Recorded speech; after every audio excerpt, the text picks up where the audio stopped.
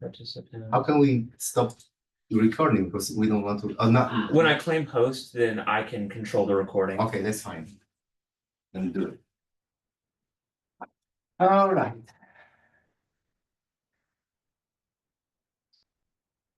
I didn't make coffee today ahead of time.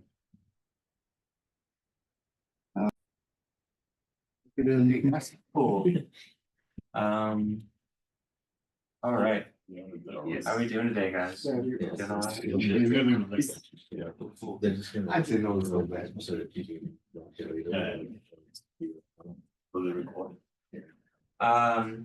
So guys, Jackson, I'm a master's student in the math and physics departments here. Before we begin, Tumpa in the math department has asked if we can get a couple pictures, one of me lecturing and then one of everyone together. If you object to being in that picture, obviously you can step out of that picture, but she wants it for the school Facebook page. So Who takes the picture? You do? No, I think I'm gonna take a picture Yeah. of Jackson from right here. Okay. yeah, Lance has my phone. In the group photo. Wait, there's a lot of stuff on the board, and then And when there's a lot of stuff, it has to look impressive. It has to look like maybe look good, okay? you stand in front of this board quick. Yeah, I'll stand in front of that board. We'll get you Right underneath the falls. I think that's probably Elijah and Dr. Alm's research. if I Okay, had so to you guess. know the Yeah, it is relational algebra things. Cool. All right. There's a very, I want to say kind of mixed and varied crowd here. My goal was, so my research currently is over this idea called hyperbolic angular momentum. What that means kind of briefly is the standard J squared operator in angular momentum, which I can discuss later, is usually given as x squared plus j y squared plus j z squared. Specifically, it's given as j dot j, and this tells us about the magnitude of angular momentum, quantum mechanics specifically. It's an operator, acts on a state. This is the standard kind of spherical structure, right? This is a spherical structure, the square of the components. The operator that we will introduce probably in the next lecture, this is like more of a introducing the main topics. This has a hyperbolic structure of kx squared minus ky squared minus kz. It's a hyperbolic structure. This comes from the commutation relations, how we define this structure right here. So that's why it's called hyperbolic angular momentum. Usefulness of this is that it gives, hopefully, a very convenient tool for calculating the Clebsch-Gordan coefficients of addition of angular momentum, and possibly introduces an interesting construction of spin networks in quantum gravity. That's like a side project that might give some interesting results. So that's what hyperbolic angular momentum means. It's an angular momentum with a hyperbolic structure rather than a standard spherical structure. And so what I aim to do is starting from the basic example of physicists, when they draw examples, like to have walls here represented by dashed lines for some reason, a mass on a spring. Right. This is the standard, what we call one-dimensional oscillator, right? We think about a spring moving back and forth. It wiggles in one direction. Usually we talk about the x direction of oscillation, or if it's suspended under gravity, the z direction of oscillation. Cool. I think that's legible, but I'll write a little bit bigger for myself and anyone watching.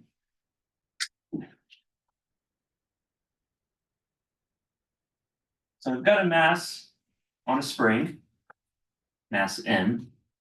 This is a wall. That's a wall by dashing in. And when we talk about specifically like kinematics, we like to talk about how things move. We want to give equations of motion. And that usually comes from Newton's law, F equals ma. Since we're on one dimension, I'll just write this as scalars rather than vectors for now. And so when we move this mass, maybe this amount, we get a resistive force. This resistive force is proportional or exactly given by negative the direction of motion, right? The way I'm pulling it, it wants to resist that with a spring constant, which we typically just denote K.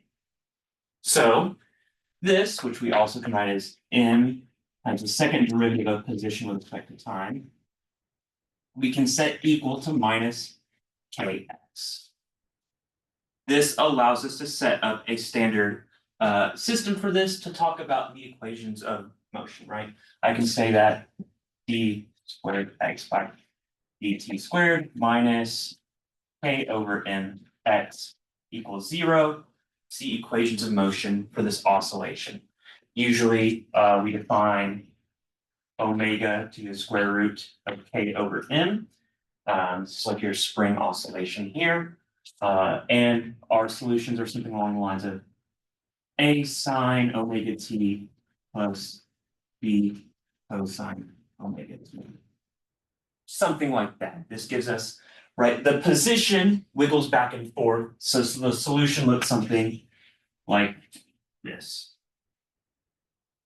Right, where this is maybe the rest position. We go away from the rest position one way, back, down the other way, so on and so forth. Under natural conditions, this shrinks into a point. Eventually it will come to rest. But under ideal conditions, which physicists love to use, we'll just assume that this is perfect oscillation all the way through. Cool. This is useful when we're talking classic mechanically, like classical mechanics. We can have just standard Newtonian mechanics and be good with ourselves. But quantum mechanics is a little different. We like to talk in terms of operators. A lot of quantum mechanics is built out of functional analysis, talking about functions on spaces, vectors, all that sort of stuff. Really beautiful math comes into that, and we'll talk about that more when we develop more of the sophisticated parts of this. Cool. I'm confident with this material, but like somewhat nervous for some reason. I've talked here before. Be not afraid. I'm not necessarily like afraid, just kind of nervous. Cool. One thing that we can talk about here is an important thing that we have in quantum mechanics. Two of the most important things we talk about or observe are position and momentum. Momentum in classical mechanics, we typically just write as mv. All right, as vectors, but we could take their scalar components or their magnitudes and talk about it that way. Cool. So I can rewrite, for instance, this information in terms of this m and this v here. One thing that's also important to talk about in classical mechanics is kinetic energy. This kinetic, which I write as k, 1/2 mv squared. And then we also have potential energy. A lot of people write it as V. I like to write it as U personally. And this is given by whatever potential we have.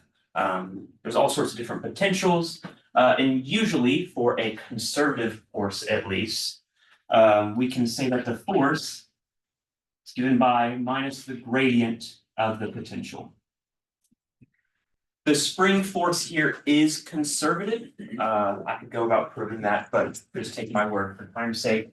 So I can find that the potential is minus the integral of this force.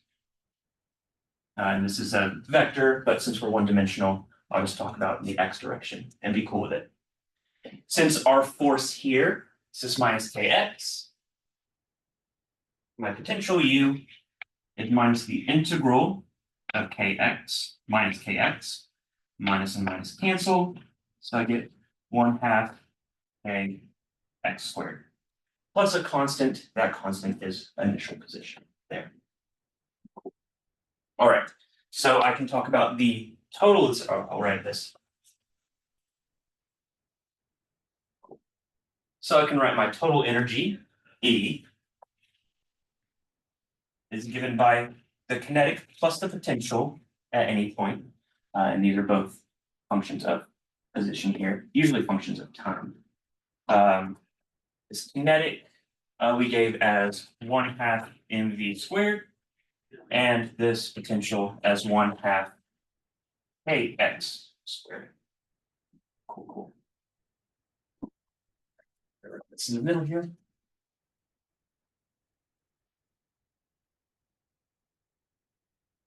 It's useful to talk about this, not in terms of velocity though, but in terms of momentum.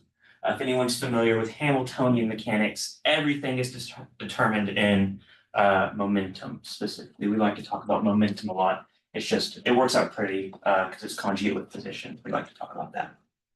So here we have our energy.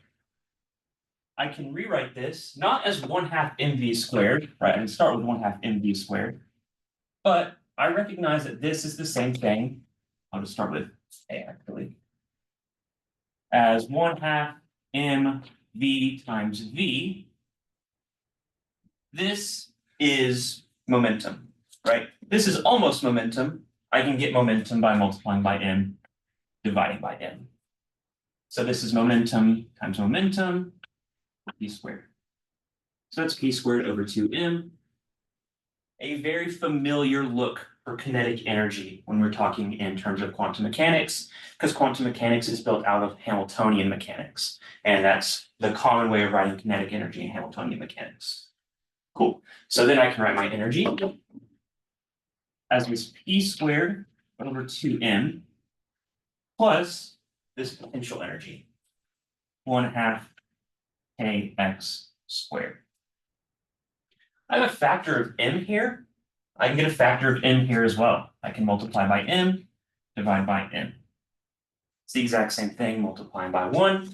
But I notice here that I get a structure similar to this, right? Omega squared is k over m. Well, I have a k over m right here. That's omega squared. So it's p squared over 2m plus 1 over 2m again. This omega squared right here, or I'll not have that. This omega squared, x squared. I have an extra m term here. Right, as k over m, omega squared. So far, so good. Yeah. And typically it's written in the form, I'll do a little rearranging. 1/2 omega squared m, and then x squared off to the side. Cool. So this is how we can describe the oscillation of a one-dimensional spring system in terms of specifically Hamiltonians. We can talk about this as being a Hamiltonian, but that's an operator. These would have to be operators. Before I talk about these as operators, I want to factor this more or less to motivate what we call the ladder operators. So if you allow me, any questions so far? Why does it have to be linear? Why does what have to be? You know, you had only linear spring. The spring, yeah. Oh, Normally it's non-linear. normally It's a spring. small elongation that's linear Mhm. as the first linearization. We assume For an larger ideal it is case. not linear. Yeah, larger you typically have some sort of, We need the expansion of sine terms at least. yeah, This idealization. yeah, we just use ideal Yeah, cases. this is an old textbook written, but they don't say it, right? Yeah, it's physics. We have like spherical cows, so we can take linear. We can take linear spring oscillation. Cool, yeah. So we have that I can say a squared plus b squared. It's the same thing as ia plus b times minus ia plus b. Right? If I put this together, I get a squared plus b squared. I can kind of factor this over here the same way, right? I'm going to factor out this 1/2. Get p squared over 2m. I'm going to get an m under here as well. Notice 2m. By 2. Oh, Yeah. I factored out that. Yeah. And I'll move this m out here as well. So I get the 1 over 2m out, plus omega mx all squared. Cool. Very similar structure to this here.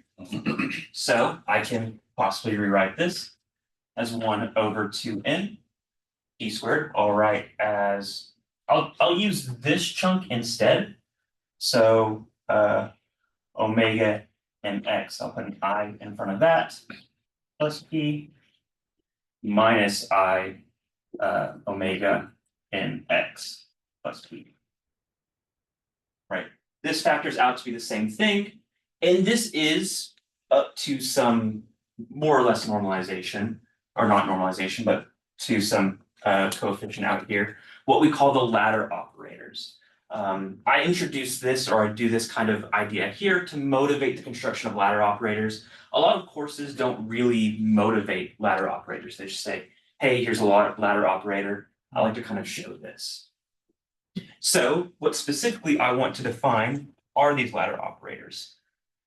I've got this chunk here and this chunk here, and I will call them each independently their own things. Let me clear some space over here.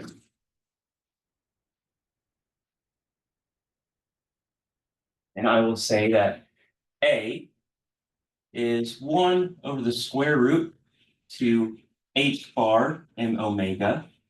H bar is what turns this into that magical quantum mechanics stuff that we do all the time. I put the I on here, but I could very well have put the I on here instead. I'm going to do that instead.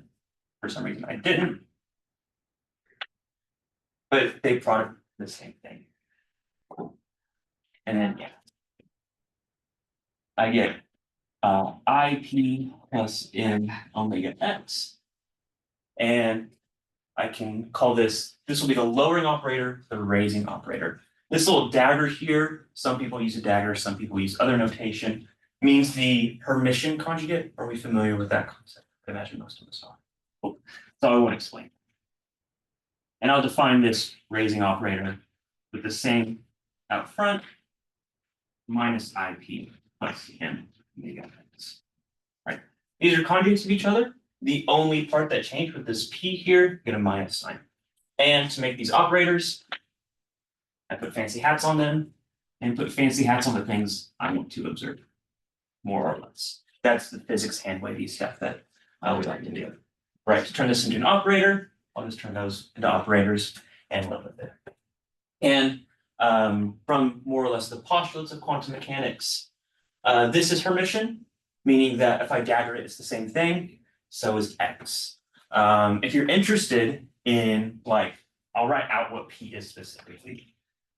In the position basis, it's minus I h bar partial with respect to x.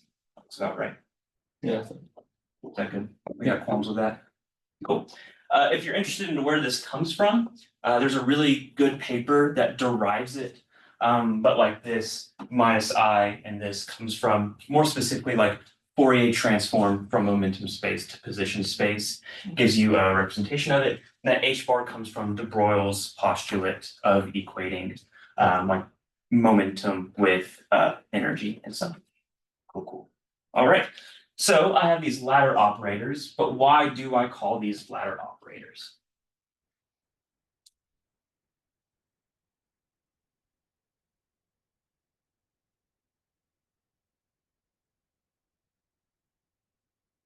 Can I ask what X hat is? Yes. And P hat is morally deriving on some function space relative to position, I guess. Mm-hmm. And then what is X hat? X hat is the position operator. It should be that X hat acts on some function in your function. How does it act on a function is what I'm asking. It pulls out the position of it. So In the very standard one, you just multiply by x your function. Okay.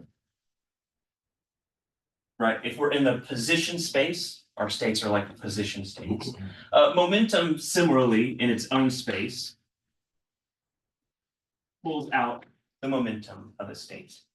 But if I want to mix these in each other's spaces, like this is in the position space. So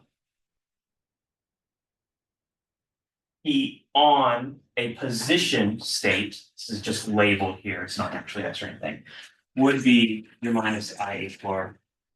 Partial respect, pull out from your state, which is a function. These vectors or states are functions. So I'm taking the partial out of function. Since I'm in one dimension, this would just be a standard derivative, but otherwise it's typically the gradient. Does that answer? So p hat morally lowers like by 1 degree, and x hat is multiplication by x, it raises by a degree. Is this like a loose way to understand this? Yes. Okay. Yeah. More or Okay. less. Yeah. Yeah. Morally is a very interesting term to use here. In your heart, yeah. In my heart, Yeah. in my heart of hearts, I believe Yeah. this. So you can write x hat equal to x there underneath, and that Yeah. clarified. Right, x hat given to x or defined as Yes, multiplication okay. by x. Standard calculus is basically these two things. Yeah, these yeah. Okay. If you had like x squared, would it be x hat dollar x hat in that sense? Or Like, to make sense to. maybe not dot, but like Yeah, x dot multiplied by x. Yes, Okay, like x hat dot x hat doing it twice, right? Like I said earlier, like, so you're applying the operator twice, not just saying x squared. yeah, you'd Yeah, operate yeah. you'd operate it in succession, Okay. not just dotting it. If it's like- in the very basic. A lot of the times I put a dot here, because this is multiple dimensions, like, for instance, like the J operator is given by JX hat, JY hat, JZ hat. If I square that, it's a dotting of those.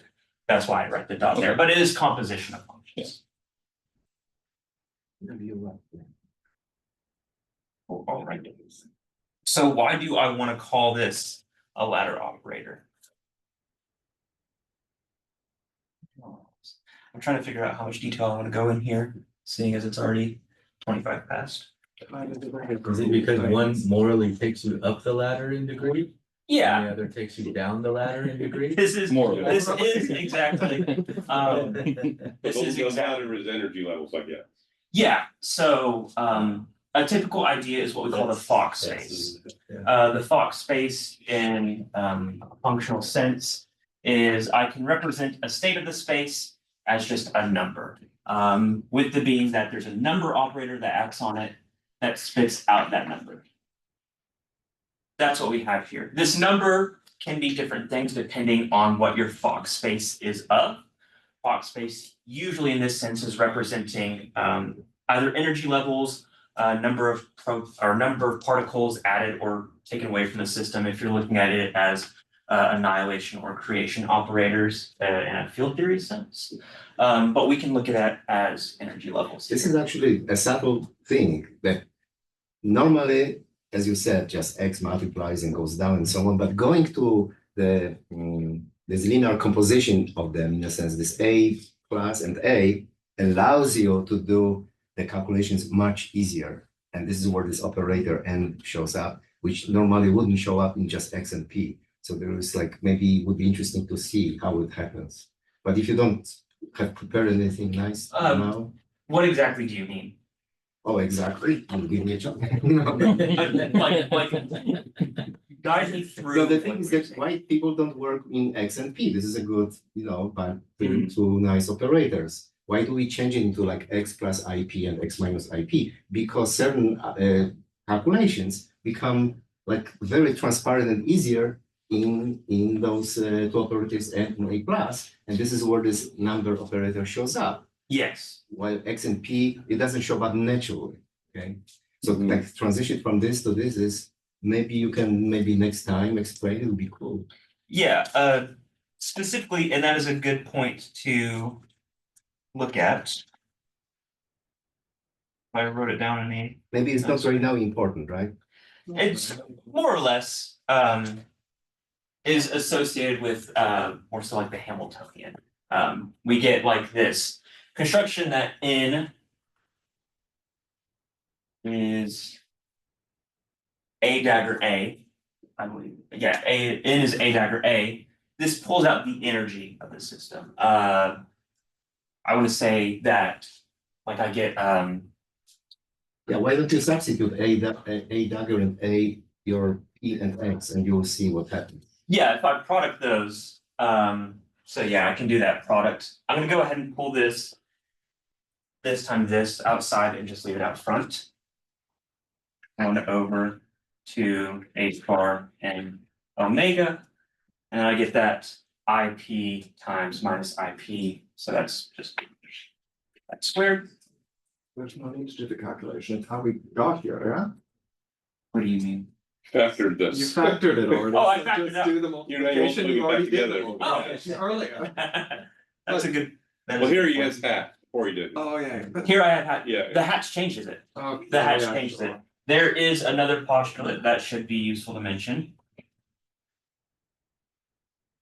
This is the Yeah. commutation relation. This means xp minus px.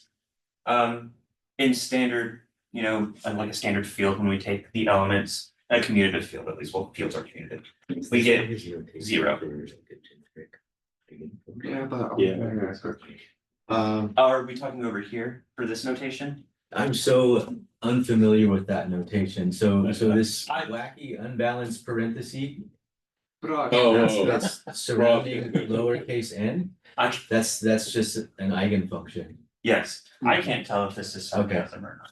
No, I really don't, I'm so unfamiliar with this. I Okay, know that this is a thing and that I should be familiar with it, but I'm embarrassingly not familiar with it. So this is Yeah. just your notation for a yeah, function. the notation, This one happens to be an eigenfunction. yes, Yeah. this is an eigenfunction. This Yeah. is Yeah.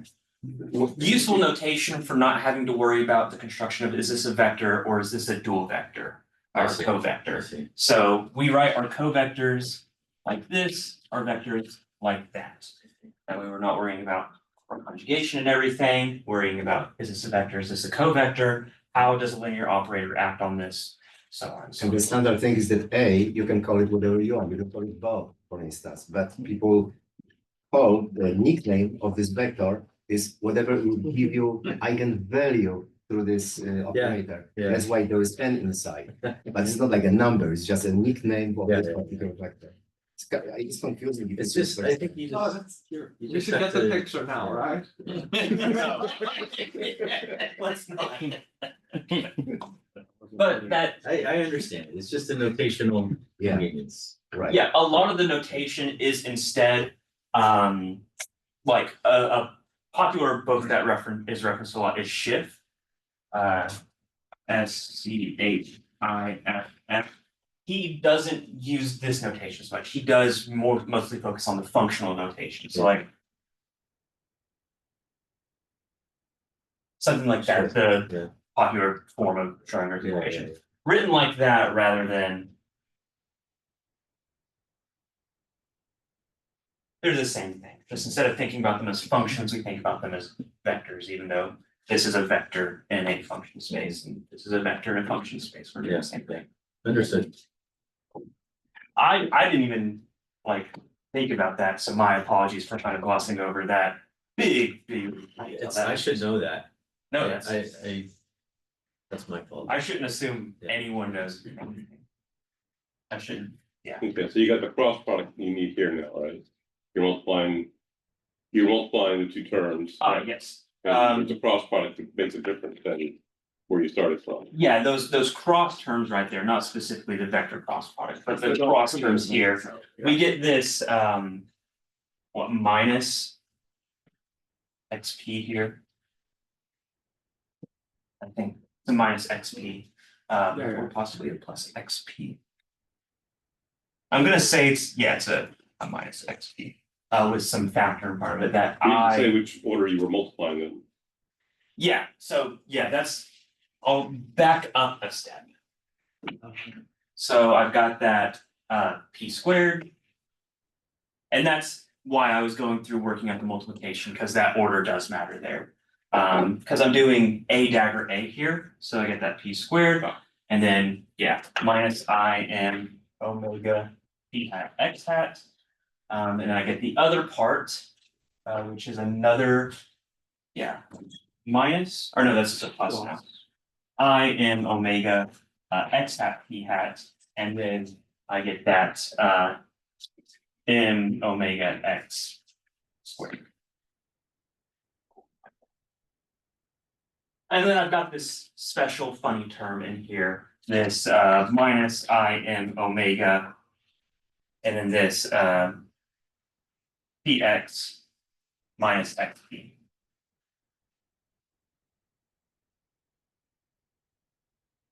That was right as its own line.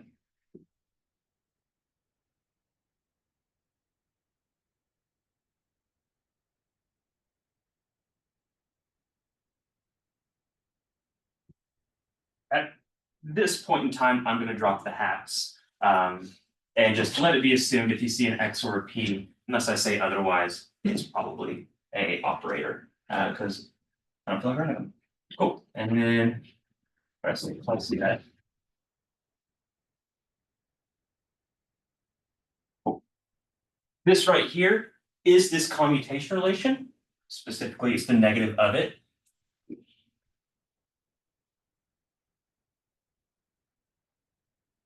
So I get that minus h bar there, but there's a minus here already. So I get minus minus plus. So 1/2 h bar and omega e squared minus minus is plus. I m omega times I h bar plus this m omega x. Is there an I? So And yes, then there's an okay. I. Yes, Okay. Captain, there is an I. Yeah. And then I get 1/2 m h bar omega. I just move those around for fun. Keep you on your toes. And then minus m omega h bar plus m omega x quantity squared. We notice here that this is very similar to the linear combination we have for the Hamiltonian operator. Specifically, this is the Hamiltonian operator. I want to say plus like an extra factor of half h bar omega or something, right? The Hamiltonian operator, which I posit that if it acts on a state, right? This is an operator, like a derivative or something acts on a function. Operator acting on the state spits out the energy of that state. I could spend a good bit of time talking about the nuances and everything of what quantum mechanics means here. We're just going to say that if I act on a function, I should get out the energy that that function represents, right? The function represents a physical system. I should be able to spit out the energy. This is the kinetic energy plus the potential energy. That kinetic energy we said was p squared over 2m. And we said that that kinetic energy was something along the lines of m omega x squared over 2m, which we have. We have this p squared over 2m, that m h bar are an extra factor, and that m omega x squared over 2m, again with extra factors here. So what we're seeing is that this really useful construction here approximately is the Hamiltonian, right? It's the Hamiltonian with an extra like 1/2 on it, I want to say. Yeah. It's 1/h bar omega Hamiltonian plus a half. That's what it says here. So what this spits out, if I act this a dagger a on a function, I should spit out the energy 1/h bar omega, the energy of that function plus 1/2 on that function. Right. This is the eigenvalue there. So this is or not an eigenvalue, this is what we call the spectrum of a state, right? If I act on it with an operator, whatever number I'm getting out here, what we call the spectrum. Yeah, that's good. What was the point of this? Because I got a little sidetracked, or I got a little derailed. Where were we going with this? Towards the next day. Towards the next day. Cool. No, This, no. yes. No, you just wanted to show that instead of this classical, Yeah, instead of talking about you this have now operators. X and P, And those operators give you. putting them together in this fancy way spits out Yeah. nifty stuff. Sorry for the sidetrack. I feel like when talking about Because you haven't shown us why they're called ladder, yeah. ladder yes, We're getting How it. they bump things up, Now, yeah, that's. That's, yes, sir, thank you, that is where we're going. The math of it's all just so pretty though, it's just so awesome. Good review. Yeah, it's great. Great. There you go. There you go. Cool. So what does it mean to be a ladder operator? Typically in the sense of some space, which I'll call a Fox space. If you're interested in learning more about those, a good source would be Dr. Feinsilver, Professor Emeritus, is like kind of a master on Fox spaces. He knows all the bits and ends of that stuff. Great dude. And Dr. Kochik is also. I know that. Dr. Kochik says he knows nothing, and anyone who's ever had a conversation with him, like, instantly feels just dumbed down by his ability to think. Ask him about it, he might have an answer. Cool. So in a Fox space, I can represent the states or the functions of this space as n.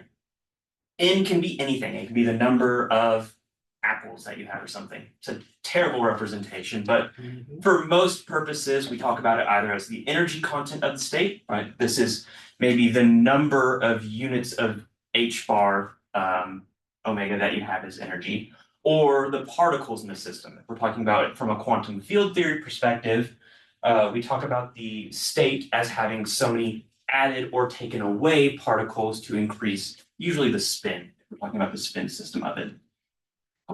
So we have some raising operator on a state, R, I'll call it raising for R and lowering for N, or lowering L for lowering.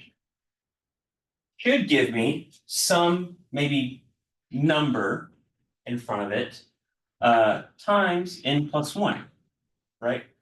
I can go from this labeled state, talking about, say I have N particles in the system, to some number outside with N plus 1 particles. It's talking about adding a particle to the system or going up an energy level if you want to think of it that way.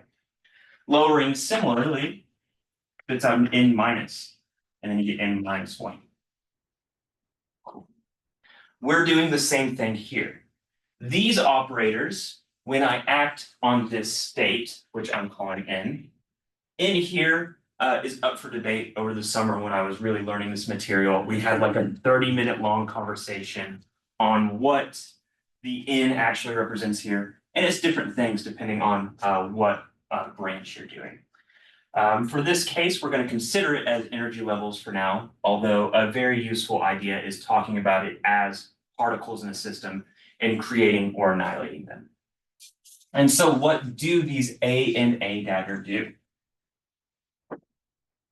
A, acting on this number state in this sense, spits out this as a result, right? I act on my number with this, pulls out this coefficient, which more or less isn't that super important, and then an N minus 1. The idea here is that if I act on this is proportional to just lowering the state by 1. A dagger does the opposite. A dagger acting on the state is proportional to just going up 1. There is the proportionality constant here. The square root of N plus 1 acting on N plus 1. Cool. I could derive these out, but we've already taken up a considerable chunk of time, so I want to do this here.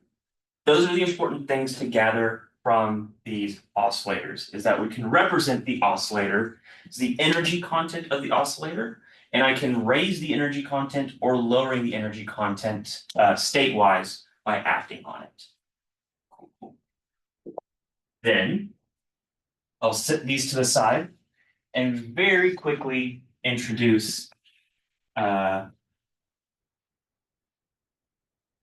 momentum.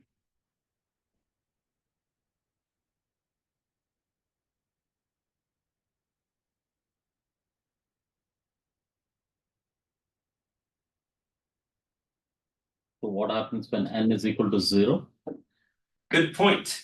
If n is equal to 0, right, we said that it takes the square root of n minus 1. That's usually complex, but we want this to not be a complex value. We want this to be an observable thing. So we just say that if A acts on the 0 state, it goes to zero, right? The state terminates. This is usually called like a killing condition. Likewise, if I have a maximal state, I can't go past it. So the maximal state will also go to zero. You don't really see this in harmonic oscillators, right? You can conceptually go off as far as you want, but this is the idea. If we act, or I'll write it like this. If I try to lower the minimum state, I get zero. If I try to raise the maximum state, I get zero. Right. We can talk about specifically, and this will probably be next week since we have about 4 minutes left. When I have an angular momentum system specifically, the possible values of spin, when we talk about spin angular momentum, are capped, right? Specifically, if J squared is the total magnitude, the squared magnitude, Jz gives us the z component of it. If you're familiar with angular momentum, you're used to seeing the state Jm, right? This talks about the squared magnitude content and the z component of spin for this system. We know that, or at least I can say that, for whatever my spin is, that m is bounded in integer steps by j and negative j. Physicists know it. Physicists, I will say physicists know this. This m here, right? If I act on this with something that pulls out m, that m is bounded by j, positive and negative integer steps between. And I'll show that next week when I have a bit more time to dig into this a little bit. Cool. So these conditions are held on a Fock space. If I have some physical constraint or maybe some constraint on the algebra construction, I can get that. So can n be fractional? Can n be fractional? It can in a, because he knows what questions to ask me because he's done this before. And he knows the answer. And he knows the answer. We spent many hours doing this over the summer. He knows Jackson knows the in- answer. In general, can be fractional. In this case, when we're talking about angular momentum, it is not fractional, right? We're talking about whole states. What this ladder operator is doing is it's raising consecutively in integer steps or lowering consecutively in integer steps. I should be able to hit the minimal state and not jump over it. Same thing with the maximal state. I should be able to hit it, not jump over it. In a Fock space in general, you can have fractional states, right? You can label a state however you want to, but here we do have integer values for this n. Does that satisfy your question? Thanks.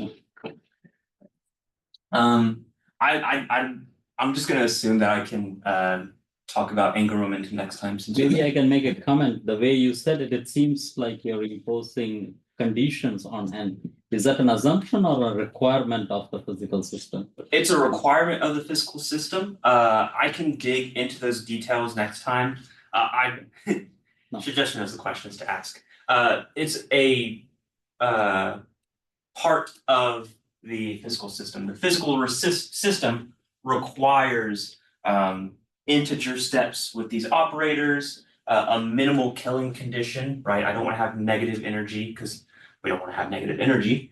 So there's some physical constraints put on this system that give us this nice algebra here. So physics dictated it in 19th century when people were passing current through different gases, and they noticed that only certain colors show up, and this is the discretization showed up, and it took like 100 years to realize that there was a mathematics doing it, and it would be when you have operators and non-commuting operators. Yeah, At this moment, this discretization shows up. yeah. Planck and Einstein saw these cool ideas. De Broglie soon thereafter noticed some stuff, and then like maybe 40 or 50 years later, people were like, "Oh, I can apply functional analysis to this," and everything turns out just beautifully. More so, they started with, "Okay, I can represent this system in a really linear sense." When we start talking about the probabilistic nature of quantum mechanics, we're like, "Okay, I can talk about the state as being a superposition of different probabilities of the outcomes of the state." And it's like, oh, that's a linear combination. I can talk about this as a vector, a linear combination of basis components. And then you just get lost in the details of linear algebra. The cool thing is that even in pure mathematics, if you want to see representations of, let's say, group SL2, Lie algebra SL2, and you try, get all those representations, these things show up anyway. Also, you have this ladder of states. Yeah, You can put that it into is state. that is one beautiful thing about Lie representation theory is the spectra that you get like perfectly match what we physically have in this. So that's why a lot of it is written in this beautiful Lie algebra, especially when we start talking about SU2. Right, the spectrum of SU2 is non-negative half integers, which is spin. We can talk about representing spin as non-negative half integers, right? The expected internal angular or intrinsic angular momentum value when I go to measure that is in up to some like addition and stuff, half integer values of h bar over omega or h bar something. We've hit the 50 mark. Feel free to ask all the questions you want. Thank you. Very nice. Yeah, questions? Here's a practical question for everybody to do on their own. So I was teaching degree of hyperpotential equations and springs are coming up, and I thought about Henry's question about, well, they're not really linear all the time, right? So I went on Amazon, I did a search for nonlinear springs. Tell me what you get. I'm sure someone's willing to sell you one. Yeah, they are out there. They're real things that you buy that engineers use, yeah. I see. How this nonlinearity is like, measured. You search on Amazon or any car park site, you'll find them. Is it kind of like a tightly bound spring and then it gets more coarse? Look at your shock absorbers. Yeah, that's where I'm referencing from. Yeah. So I thought it was just gonna be one of those. So it's like a tight spring, and then as you go up the spring, it gets less and less tighter. So you have a Interesting. I thought it was gonna be one of those jokes like someone sends you into the store to get blinker fluid. It's like, oh, okay. No, what the engineers told me, I was a guest professor in University of Innsbruck in Mechanics Institute, and they told me it's the elongation which determines the linearity. So if it's just, they said to me 5%, I didn't know what 5% what that means, but 3%, 5% of that, it's linear.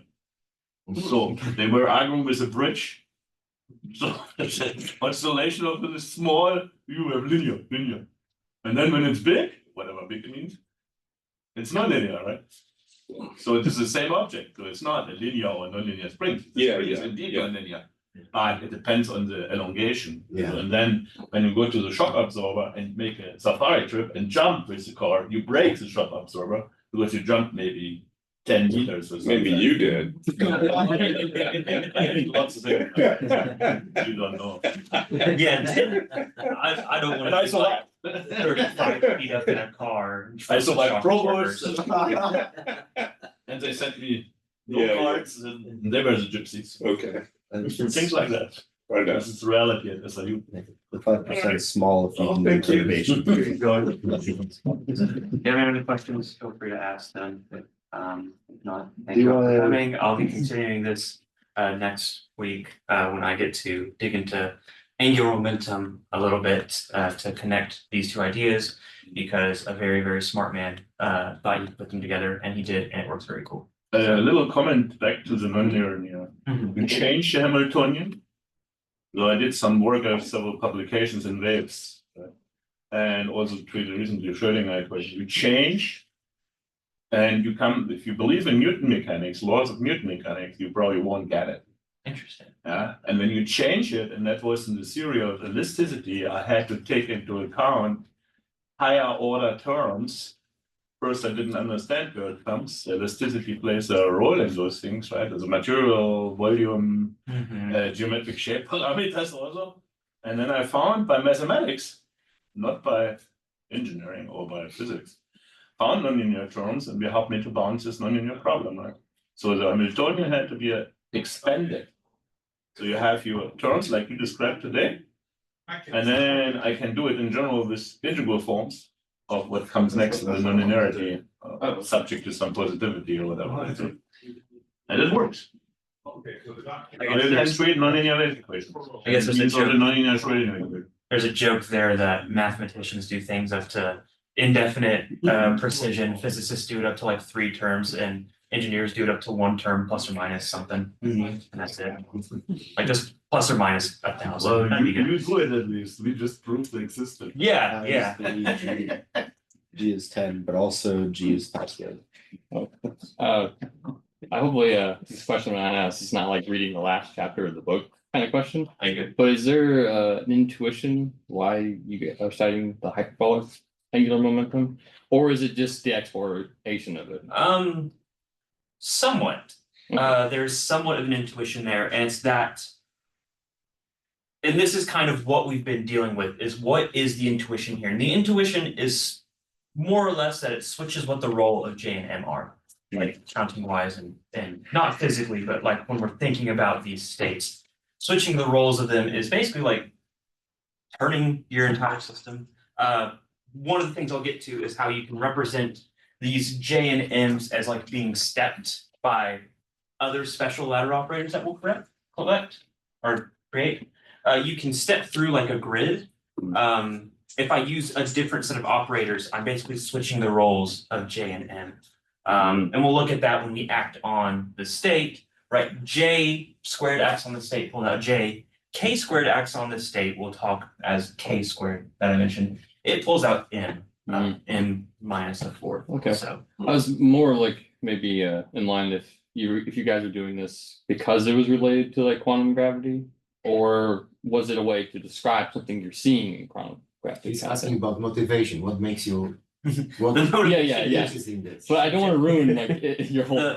the motivation is first, Shajesh told me, and then I looked at the possibilities of, okay, this is an interesting algebra. The representations can possibly give me a new spin network. What a spin network is that it's a labeled graph. The edges are labeled by the representation of your algebra. In our case, spin states like 1/2, 1, 3/2 are representations of the algebra they come from, the rotation algebra they come from. Okay. If I take this new algebra, it gives me different results, right? This J algebra gives me 0, 1/2, so on and so forth. This K algebra, from what I've studied, gives me 0, 1, 2, 3, but also -1, -2, -3. I don't think we can follow those details. It's more like curiosity and possible application. Yeah, it's math. That's it. Yeah. Math doesn't need much physical motivation. I think about something Yeah. and then I see if it works. But first motivation was, she just told me. Second motivation was, how can I apply this to what I'm interested in? Okay. I'll blue that. I'll take that one. Yeah. It's a ladder operator going each side. Yeah, to do so degenerate states with that. yeah, there's They some have the same vertical. yeah. So more or If you're less, familiar with Zeeman effect and Stark effect, I think if you take an atom and keep a magnetic field, it splits the J. But if you put an electric field, the hyperbolic states will be more useful. Oh, okay. Okay. So that might. Yeah. Okay. yeah, J goes one way, Start. K goes another way. We count it as like a grid system, but like he said, we're talking about 2 different components of the angular momentum. We're talking about total angular momentum versus a component, that Z component of angular momentum. I see. Okay. Do you want to take your group photo picture? Yes, since half of us have left. So many disappear. That's all good. You had too many questions. about Here, what bring it them back. was. Start knocking on all the doors. If you don't want to be in the picture, you're more than welcome. I'm indifferent. See if I can get everyone in here.